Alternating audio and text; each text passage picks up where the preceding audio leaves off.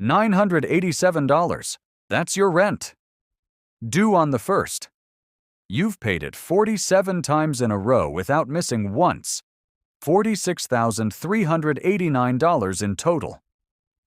You know the number because you calculated it last Tuesday at 1:17 a.m., while your landlord texted you to say it's going up to $1,040 in March. You are 29 years old.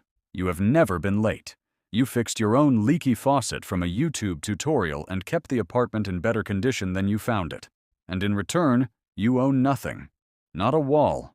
Not a square foot of floor. Not the view from the window you've looked out of for 4 years. You have given someone $46,389, and all you have to show for it is the right to keep giving them more. This is what the rent trap actually is. Not a dramatic robbery. Not a villain with a briefcase. Just a perfectly legal, socially normalized arrangement where your largest monthly expense builds someone else's wealth while building none of your own. And the most insidious part? You are told this is the smart choice, that renting is flexibility, that you're not ready, that the market is too risky, that you should wait. So you wait. Path A, the buyer.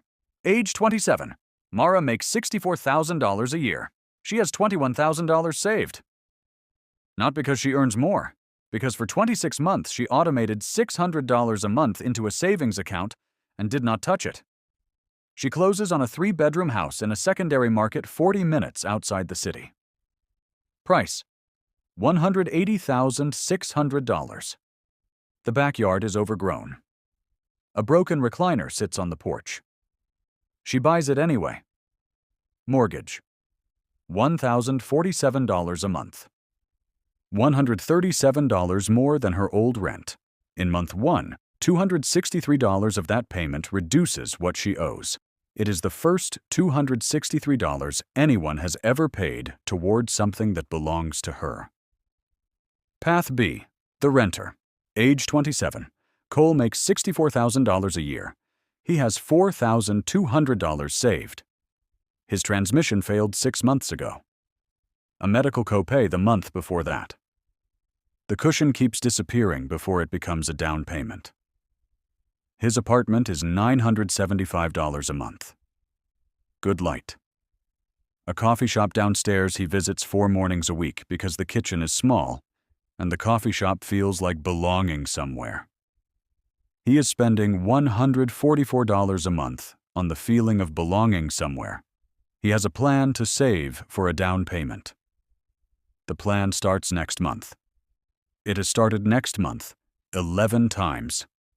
By the end of year 1, Mara has paid $12,564 into her mortgage. $3,156 of that is equity. Hers. Cole has paid $11,700 in rent. $0 is equity. Not $1 belongs to him in any form. The shift. Renting feels cheaper per month.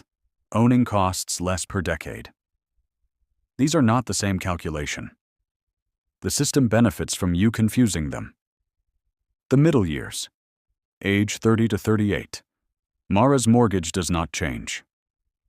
She locked in $1,047 in 2026. In 2034, it is still $1,047. Cole's rent increases an average of 5.1% per year. By 2034, he pays $1,462 a month for the same kind of apartment in the same kind of city, with no ceiling and no end in sight. At 35, Mara rents the spare bedroom to a quiet graduate student for $650 a month. She does not love being a landlord. She does it anyway. The $650 covers 62% of her mortgage. The house is effectively paying for itself. Cole moves twice in this period.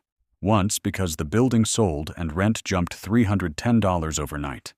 Each move costs him roughly $3,800 in deposits and overlapping leases. He pays this twice. $7,600 in costs Mara will never pay again. At 35, Cole's rent is $1,390. His savings hold $6,200. His down payment target is $28,000. He saves $400 a month. The down payment arrives in 70 months. He will be 41. By then, the house Mara bought for $180,600 will cost $290,000. Rule 1. Every year you wait to buy, the market prices in your hesitation. The numbers. Age 38. Mara's home is worth $261,000. Her equity, $129,600. Net rental income from the spare room over 6 years, $38,200. Her true housing cost over 11 years, after everything, $71,400. For a house she owns $129,600 of. Cole's housing cost over the same 11 years, $143,000. Paid entirely to landlords. Equity, $0. Every dollar gone. Unrecoverable. A pure cost with no asset on the other side. The gap between them is not luck, not income, not discipline as a personality trait. It is one decision, made once, and held. Rule 2. The rent check is not just money leaving. It is the compound interest someone else will retire on. Age 40. The moment it calcifies. Cole is at a dinner party.